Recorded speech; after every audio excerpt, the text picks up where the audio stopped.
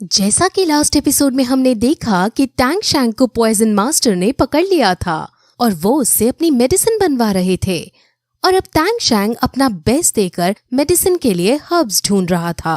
अब टैंग शैंग को बर्फ की लेक के ऊपर जो एक हर्ब दिखती है वो उसकी तरफ जाने लगता है और अपने चाकू से उसको काट देता है। चाकू उसका बर्फ में जाकर वहीं टूट जाता है, लेकिन कैसे न कैसे वो इस आइस हर्ब को पा ही लेता है।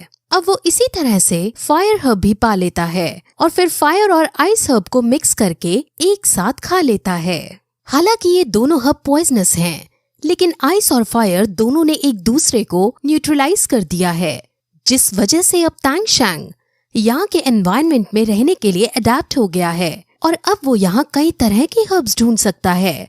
वहीं हम ग्रैंड मास्टर डीन और लेडी को देखते हैं जो टैंग शैंग को ढूंढ रही थी, लेकिन तभी अब वहाँ पॉइजन मास्टर भी आ जाता है और उन्हें रोकने की कोशिश करता है। ग्रैंड मास्टर उससे टैंग शैंग के बारे में पूछते हैं कि आखिर तुमने मेरे डिसाइपल टैंग शैंग को कहाँ छुपाया है, जिस पर पॉइजन मास्टर उसे नहीं बताता और फिर अब उनमें बहस बढ़ जाती है, जिसके बाद वो अपनी सोल पावर का यूज करके एक दूसरे से लड़ने की कोशिश करते हैं।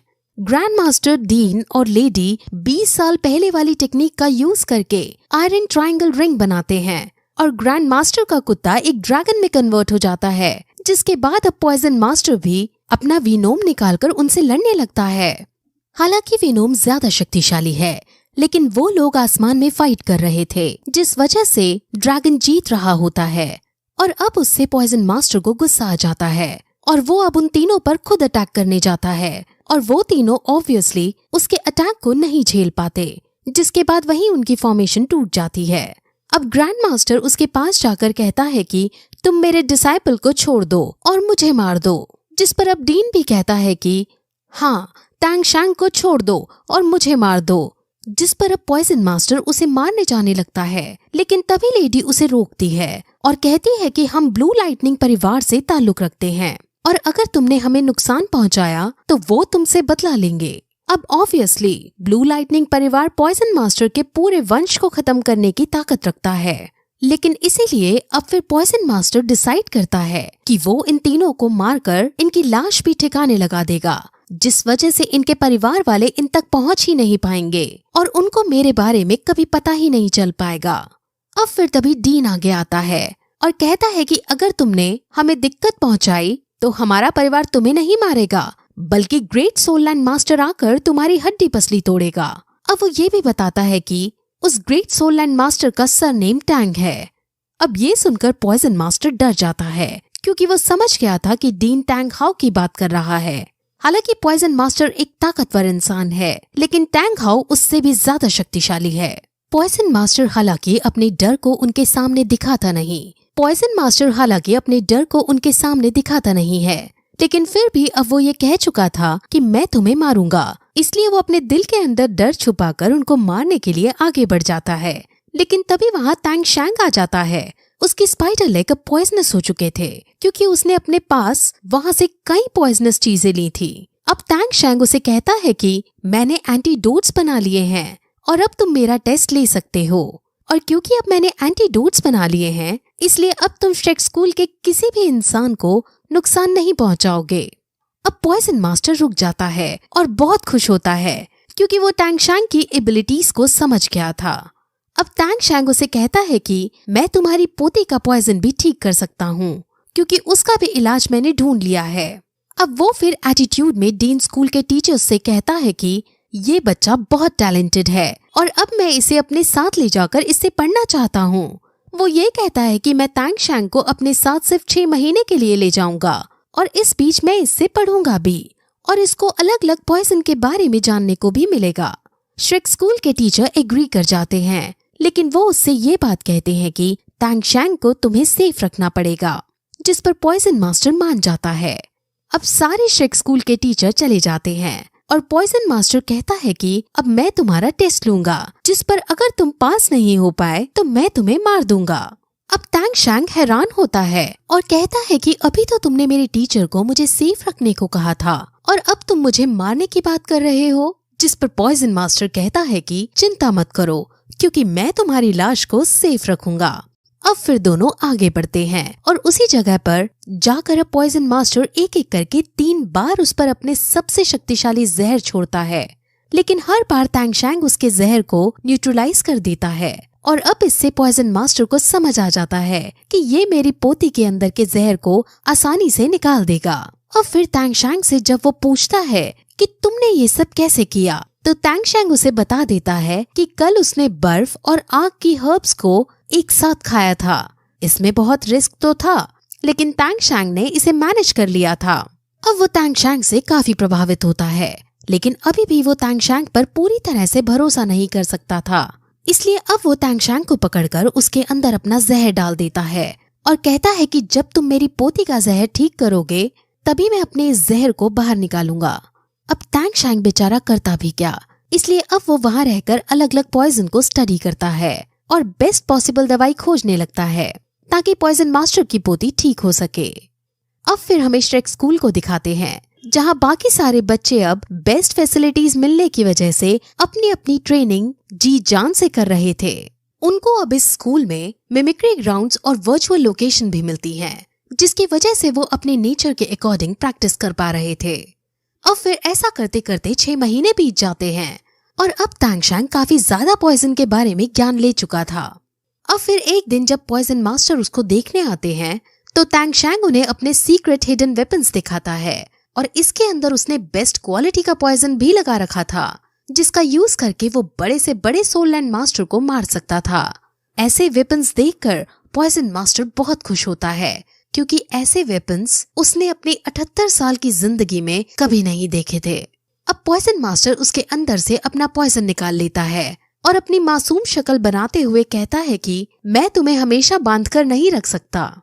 असल में वो अब तैंगशैंग का दोस्त बन गया था और उनमें काफी अच्छी बॉन्डिंग हो चुकी थी।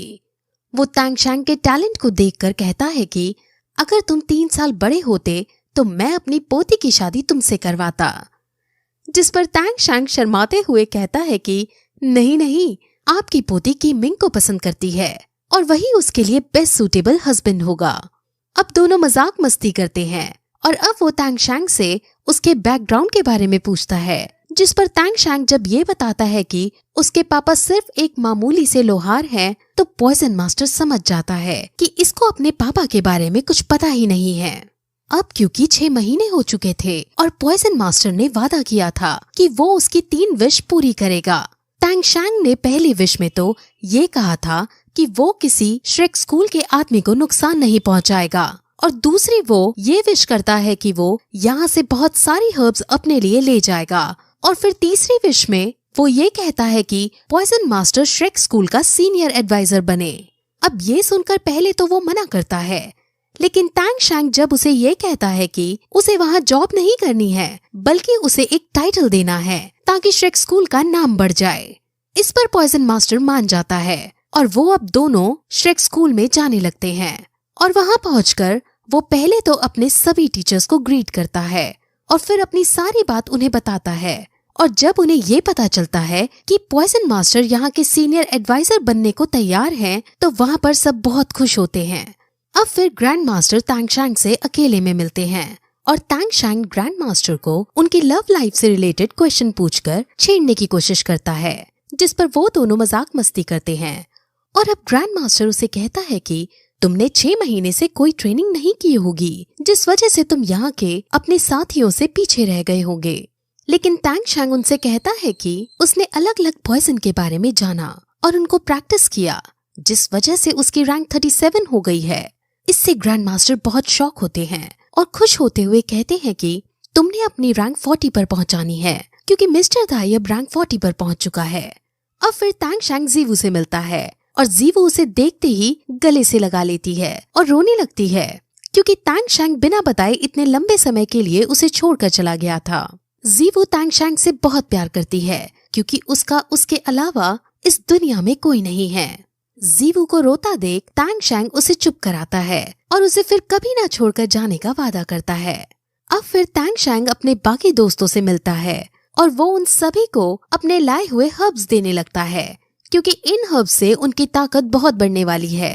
अब वहाँ ग्रैंड मास्टर भी आते हैं और ग्रैंड मास्टर उनको इससे होने वाले साइड इफेक्ट्स के बारे में आगाह करते हैं। लेकिन टैंग शैंग ये बताता है कि उनको इससे कोई साइड इफेक्ट्स नहीं होगा, क्योंकि ये खास तरह के हर्ब्स हैं और इनको ये लिमिट में ही लेंगे। अब सब अपने अपने हर्ब्स ले लेते हैं, लेकिन लास्ट में एक हर्ब बचता है जो टैंग शैंग कैट गर्ल को देना चाहता था। ये हर्ब सबसे शक्तिशाली हर्ब है और इस हर्ब के पीछे एक स्टोरी जुड़ी है। एक बार एक आदमी ने एक बहुत सुंदर गार्डन देखा था और उसे ये गार्डन काफी ज्यादा पसंद आया था और फिर उसने अपने घर के बाहर ऐसा ही एक सुंदर गार्डन उगाया और उसे बहुत अच्छा लगने लगा। उन्हें इन फूलों से प्यार हो गया और फिर एक दिन स्वर्ग से फूलों की देवी उतर कर आई और दोनों के बीच प्यार मोहब्बत होने लगी। लेकिन कुछ समय बाद गॉड वहाँ पर आए और क्योंकि स्वर्ग की अप्सरा को एक मनुष्य से प्यार करने की इजाजत नहीं थी, इसलिए वो अप्सरा को वापस अपने साथ ले गए। और अब इससे वो आदमी बहुत दुखी रहने लगा और उसने गुस्से में अपना पूरा गार्डन उजाड़ डाला।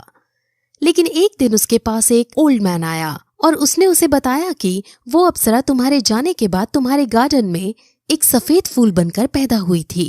अब ये सुनकर उसे बहुत दुख होता है और वो फिर से अपने उजड़े हुए गार्डन को जोतने लगता है और उस सफेद फूल की देखभाल करने लगता है। वो दिन रात उसके पास ही बैठा रहता और उसे निहारता रहता, लेकिन कोई रिस्पॉन्स न आने पर उसका दिल टूट गया और वो वहीं मर गया।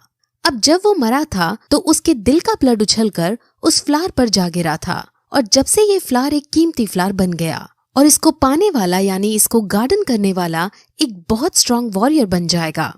अब वो इसको कैट गर्ल को इसलिए देना चाहता था क्योंकि इस फ्लावर को सिर्फ एक कपल ही ले सकता है और उनके ग्रुप में कैट गर्ल और मिस्टर दाई का ही रिलेशनशिप है। अब कैट गर्ल शर्माते हुए मिस्टर दाई की तरफ देखती है और फिर उस फ्लावर को ले लेती है।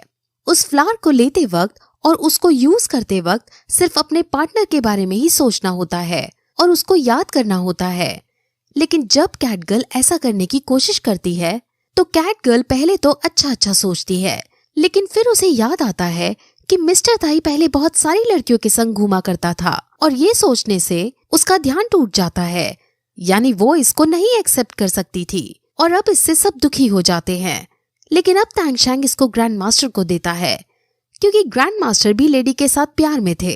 ग्रैंड मास्टर उसे ले लेता है, लेकिन वो भी पहले तो अच्छा सोचता है, लेकिन फिर उसे याद आता है कि कैसे फैमिली प्रॉब्लम से वो दोनों अलग हो गए थे और फिर ऐसा सोचने से तुरंत उसका ध्यान भटक जाता है, जिस वजह से वो इसे एब्जॉर्ब नहीं कर पाता।